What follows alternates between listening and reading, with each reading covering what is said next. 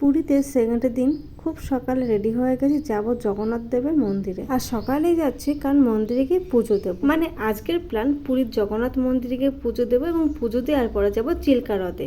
Hello everyone, welcome back to my channel. I hope কি তোমরা সবাই ভালো আছো। আমি তো খুব ভালো আছি, যেহেতু পুরীতে এসে খুব এনজয় করছি এবং বেশ ভালোও আছি। চলে এসেছি পুরীর মন্দিরে।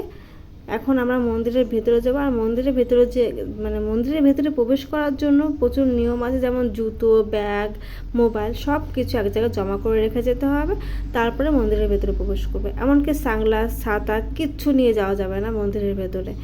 তাই মন্দিরের ভেতরে দেখার জন্য আসতেই হবে। যেহেতু আমি ক্যামেরা করতে পারলাম না।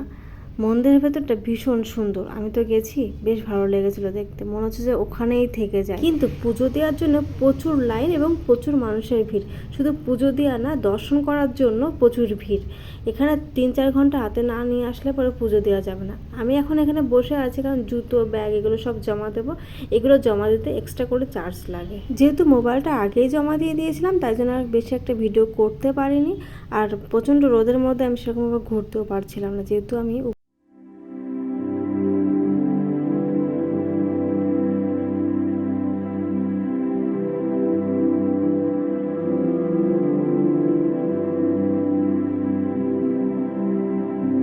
এই ফাঁকা রাস্তায় রোদের মধ্যে হেঁটে হেঁটে এসেছি। আর অমনি আমি মাথা ঘুরে পড়ে গেছি। হ্যাঁ, আমি রোদ সহ্য করতে পারি না।